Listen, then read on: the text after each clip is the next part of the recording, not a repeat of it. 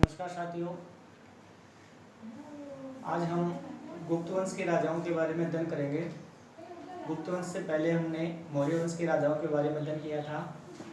आज हम गुप्त वंश के राजाओं के बारे में अध्ययन करते हैं। तो गुप्त वंश के राजाओं के बारे में कहा जाता है गुप्त काल में प्रथम राजा श्रीगुप्त था। श्रीगुप्त का काल है 275 से 300 ईस्वी श्रीगुप्त का काल था। श्रीगुप्त राजा को ही गुप्त काल का संस्थापक कहा जाता है। वैसे तो गुप्त राजाओं के बारे में अलग अलग मत हैं। कुछ विद्वानों ने गुप्त राजाओं को अलग कहा है, जैसे हेमचंद्र राय चौधरी था, एक विद्वान है हेमचंद्र राय चौधरी ने गुप्तों को ब्राह्मण बताया, लेकिन गुप्त वास्तव में कुषाणों के सामंत थे। गुप्त कुषाणों के सामंत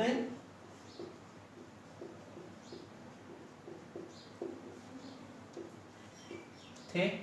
इस प्रकार गुप्त राजाओं में हम सबसे पहले बात करें श्रीगुप्त, यानी कि गुप्त वंश का संस्थापक श्रीगुप्त राजा को ही माना जाता है। और इसी गुप्त राजा का काल था 275 से 300 ईस्वी तक गुप्त राजा का काल था। इसी गुप्त राजा ने एक उपाधि धारण की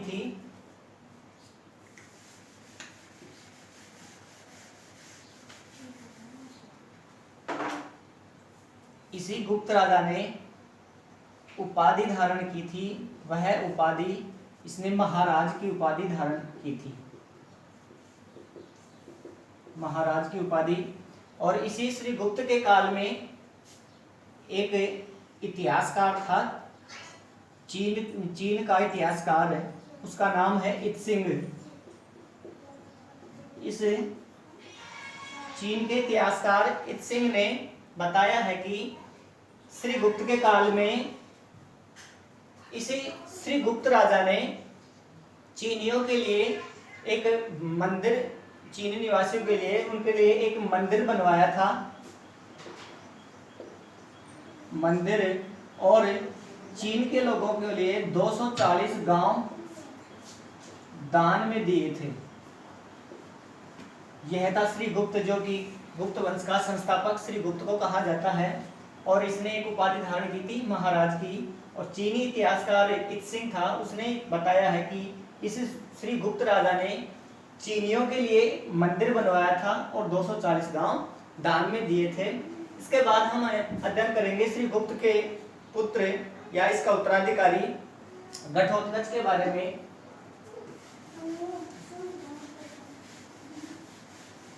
घटोत्कच दूसरा राजा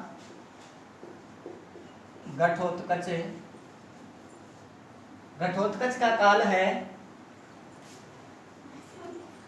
300 से 319 20 ईस्वी। घटोत्कच यह श्रीगुप्त का पुत्र था।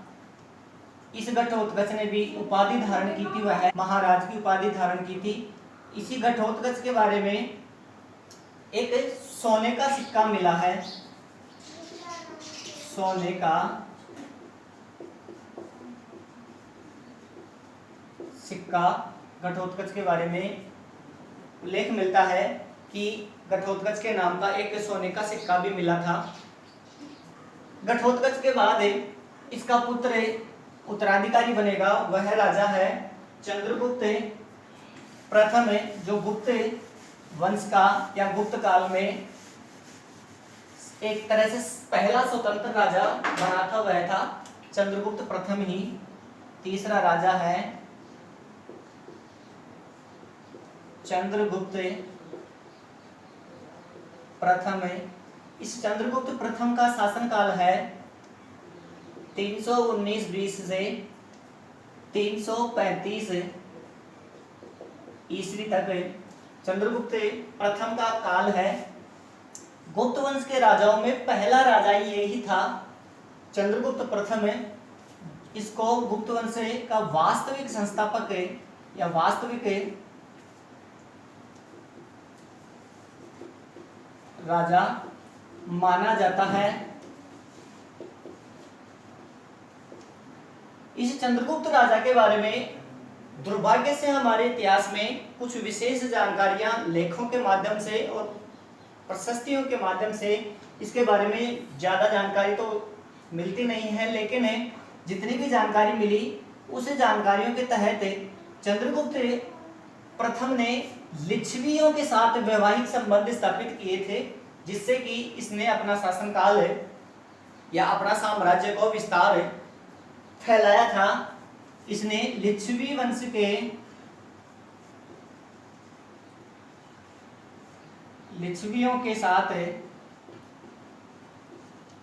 वैवाहिक संबंध स्थापित किए थे।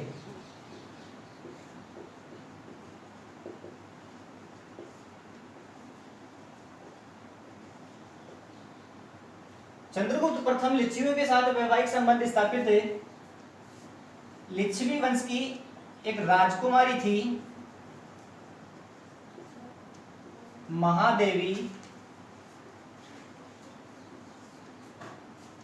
कुमार देवी। इस महादेवी कुमार देवी के साथ चंद्रगुप्त प्रथम ने विवाह किया था और अपने साम्राज्य का विस्तार किया था। चंद्रगुप्त प्रथम ने ही एक संवत का प्रचलन किया था। उस संवत का नाम था गुप्त संवत।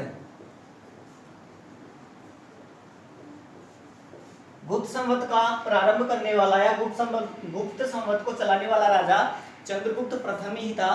ध्यान रखना, एक चंद्रगुप्त राजा आया था, वह मौर्य वंश का राजा था। यह गुप्त वंश का राजा है, चंद्रगुप्त प्रथम है। इसी चंद्रगुप्त ने इतिहास में पहली बार आमतौर पर देखा जाता है कि राजा की मृत्यु के बाद ही उसका पुत्र राजा बना करता है, लेकिन चंद्रगुप्त प्रथम राजा ऐसा था, इसने अपने जीवन काल में ही यानी कि अपने जीवित रहते हुए ही अपने पुत्र को उत्तराधिकारी घोषित कर दिया था। यानी कि वह राजा था, वह पुत्र था इसका समुद्रगुप्त। समुद्रगुप्त नामक पुत्र को ही अपने जीवन काल में इसने राजगद्दी पर नियुक्त कर दिया था। इसके बाद चंद्रगुप्त के बाद में हम इस राजा समुद्रगुप्त के बारे में अध्ययन करते हैं। समुद्रगुप्त राजा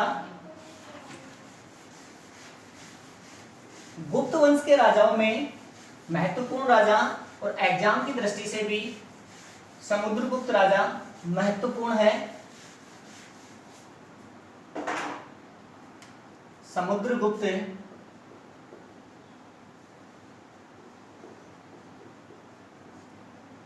समुद्रगुप्त का काल है 335 से 375 ईस्वी तक इसका काल रहा है समुद्रगुप्त का, जो कि चंद्रगुप्त प्रथम का पुत्र है। इसी समुद्रगुप्त राजा को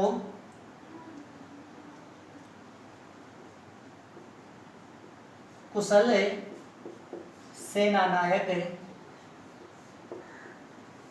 महान योद्धा, कुशल सेनानायक, महान योद्धा तथा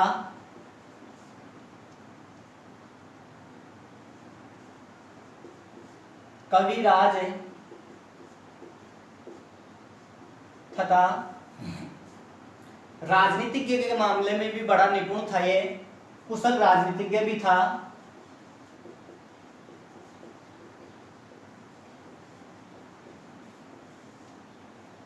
प्रजा का विश्वसनीय राजा भी कहलाता है। इस समुद्रगुप्त राजा ने राजगद्दी पर बैठते ही समुद्रगुप्त राजा के बारे में जानकारी हमें पर्याप्त प्रशस्ति में मिलती है, जो कि इसी के दरबार में कवि रहता था, उसका नाम है हरिसेन। समुद्रगुप्त के बारे में हमें जानकारी प्रयाग प्रशस्ति तथा ऐरण अभिलेखों में या ऐरण अभिलेख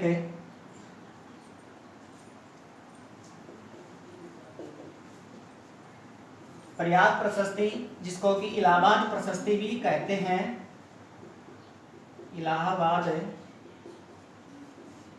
प्रशस्ति भी कहते हैं। इस इलाहाबाद प्रशस्ति या प्रयाग प्रशस्ति में ही समुद्रगुप्त के बारे में हमें बहुत सी जानकारियां मिलती हैं। इस प्रयाग प्रशस्ति का लेखक था वह हरिसेन था, जो कि समुद्रगुप्त के दरबार में ही एक मंत्री हुआ करता था। समुद्रगुप्त ने इस प्रयाग प्रशस्ति के माध्यम से पता चलता है कि समुद्रगुप्त ने सबसे पहले नागवंश के 2 राजाओं को हराया था। वह नागवंश के 2 राजा, एक था नागसेन, दूसरा राजा था अच्युत। इन्हें नागवंश के इन 2 राजाओं को हराया। इन 2 राजाओं को हराने के बाद इसने कोटलकुज के या कोटलकुज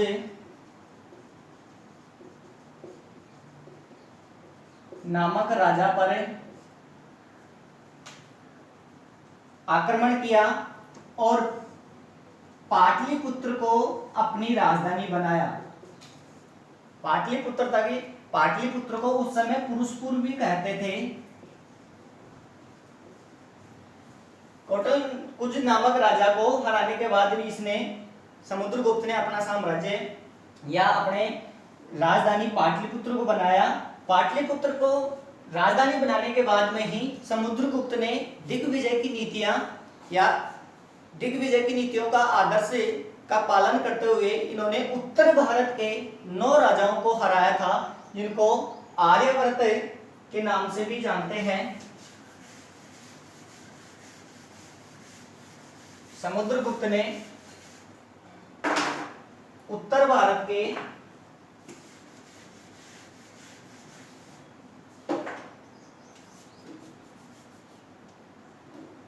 उत्तर भारत के 9 राजाओं को हराया। इन उत्तर भारत के राजाओं को आर्यवर्त के राजा कहते हैं। इन आर्यवर्त के 9 राजाओं को समुद्रगुप्त ने हराया। इसके बारे में हमें जानकारी इसी प्रयाग प्रशस्ति में मिलती है। इन 9 राजाओं के नाम निम्न थे, जैसे नागसेन, नागदत्त, नंदिन,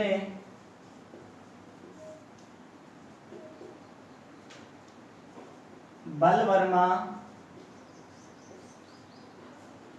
चंद्रन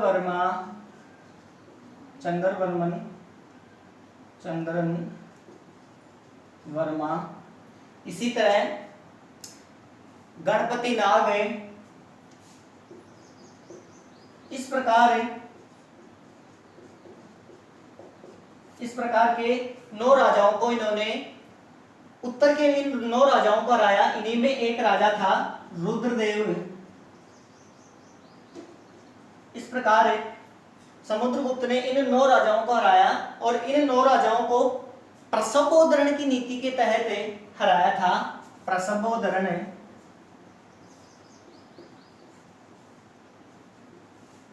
प्रसवोद्धरण का अर्थ होता है बलपूर्वक जीतना।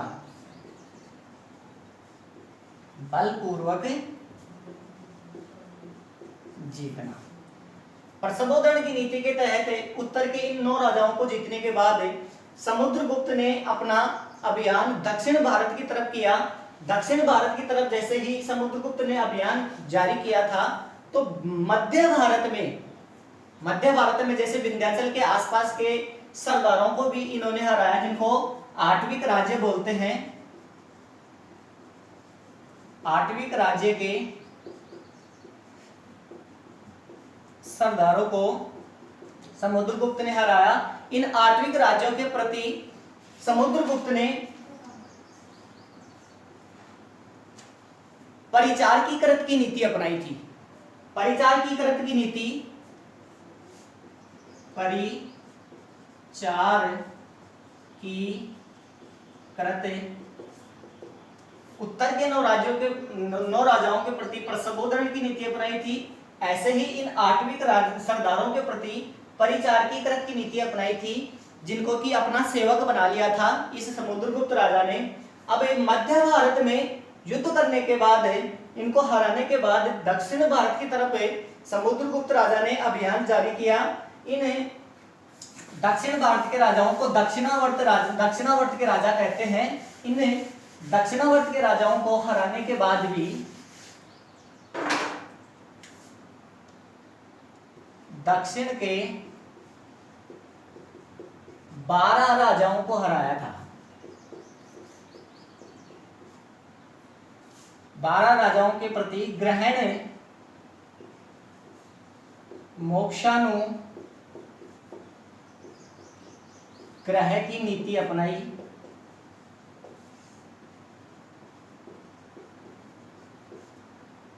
ग्रहण मोक्षानुग्रह की नीति। समुद्रगुप्त की जो प्रयाग प्रशस्ति है, उस प्रयाग प्रशस्ति में दक्षिण के इन 12 राजाओं के नाम नहीं है, सिर्फ राज्यों के नाम दे रखे हैं। उस प्रयाग प्रशस्ति में राज्यों के, जैसे कौन कौन से राज्य थे, उनमें था कौशल राज्य, दूसरा था कुशल, ऐसे ही कांची, वेंगी। उस प्रयाग प्रशस्ति में राजाओं का नाम का उल्लेख तो नहीं है, लेकिन इन दक्षिण के 12 राज्यों का उल्लेख किया गया है, जिनके प्रति अशोक ने ग्रहण मोक्षानुग्रह की नीति अपनाई थी। ग्रहण मोक्षानुग्रह का अर्थ होता है कि इन्हें दक्षिण के 12 राजाओं को जीतने के बाद में राजा ने, समुद्रगुप्त राजा ने इनको आजाद कर दिया था, एक तरह से स्वतंत्र कर दिया था। स्वतंत्र करने के पीछे कारण यह था समुद्रगुप्त का, क्योंकि उत्तर भारत के राजाओं को हराया तो इसका शासनकाल उत्तर भारत में, मध्य भारत में और दक्षिण के राजाओं को भी हराया, तो इसका एक तरह से उत्तर भारत से शासन करना असंभव था। इसलिए इसे समुद्रगुप्त राजा ने दक्षिण के इन 12 राजाओं के प्रति ग्रहण मोक्षानुग्रह की नीति अपनाकर, कहने का अर्थ है इनको स्वतंत्र कर दिया और उपहार स्वरूप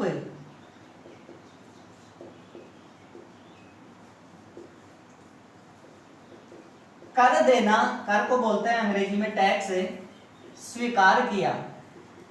इसका मतलब है कि दक्षिण के ये राजा समय समय पर समुद्रगुप्त राजा के दरबार में उपस्थित होते रहेंगे और इनको उपहार देते रहेंगे। उपहार में सोना, चांदी, हीरे, जवाहरात, इस प्रकार के उपहार देने की बात बताई और इन राजाओं को स्वतंत्र कर दिया। दक्षिण के 12 राजाओं को हराने के बाद समुद्रगुप्त राजा ने सीमांत के क्षेत्र के राजाओं को भी हराया। सीमांत क्षेत्र के राजा, जैसे भारत का मैप है, भारत के मैप में पूर्व की तरफ बांग्लादेश, असम है, उनको बोलते हैं सीमांत। सीमांत प्रदेशों को हराया।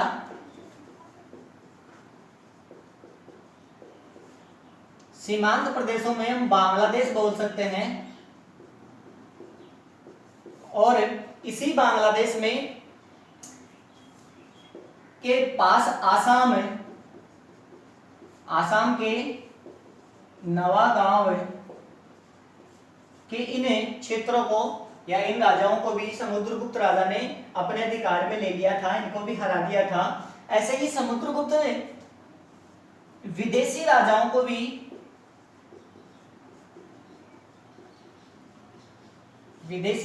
को भी अपने अधीन कर लिया था। विदेशी जातियां थी, जैसे शक, कुषाण, मुरुंड और सिंहलदीप। इन शक, कुषाण, मुरुंड, सिंहलदीप इन राजाओं के प्रति जो समुद्रगुप्त राजा ने आत्मनिवेदन कन्योपायन की नीति अपनाई थी। आत्मनिवेदन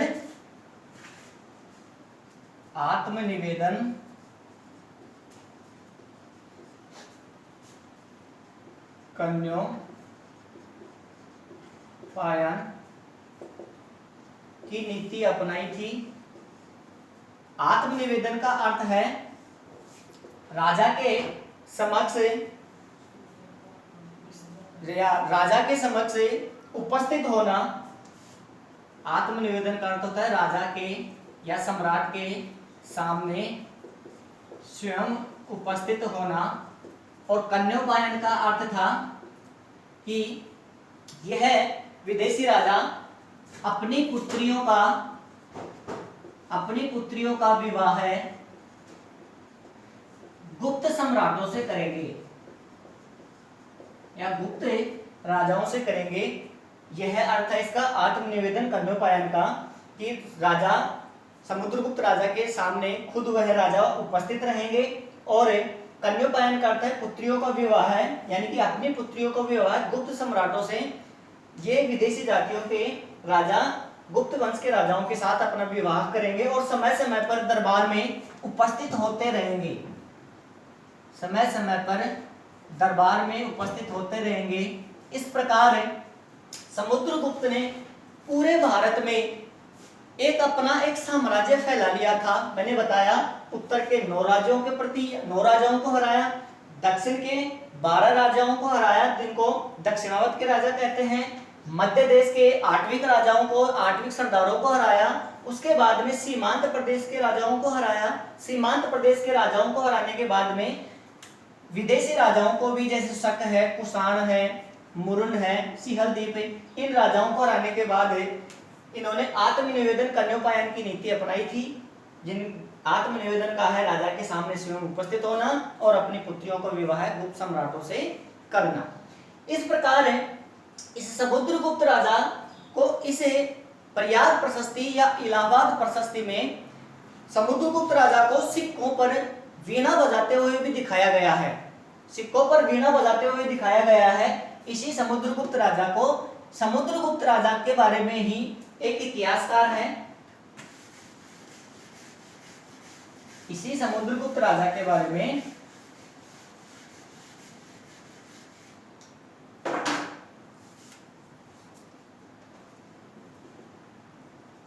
इतिहासकार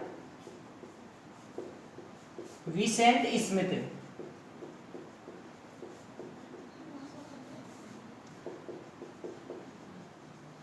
उस विसेंट स्मिथ ने समुद्रगुप्त को भारत का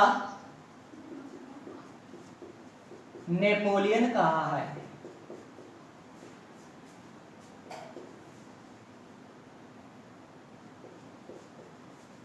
भारत का नेपोलियन इसलिए कहा है क्योंकि नेपोलियन ने भी बहुत से युद्ध लड़े थे, लेकिन नेपोलियन एक युद्ध हार गया था, वाटरलू का युद्ध। लेकिन समुद्रगुप्त राजा अपने युद्धों में हमेशा विजय प्राप्त करता रहा था। इसीलिए विसेंट स्मिथ ने भारत का नेपोलियन कहा था इसी समुद्रगुप्त राजा को। समुद्रगुप्त राजा वैष्णव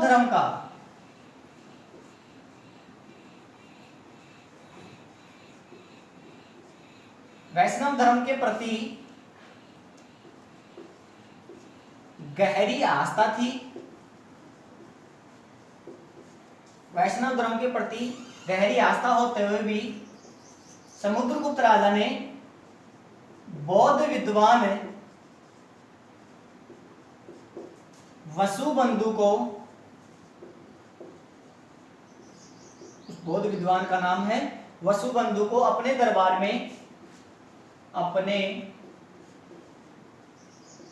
दरबार में मंत्री का पद दे रखा था। इसका कहने का मतलब यह है कि समुद्रगुप्त राजा की सभी धर्मों के प्रति गहरी आस्था थी।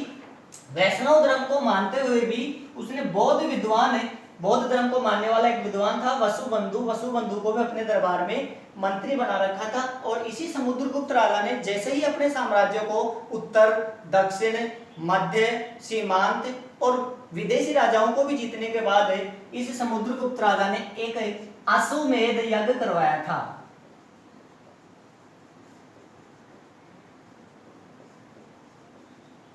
अश्वमेध यज्ञ करवाया था।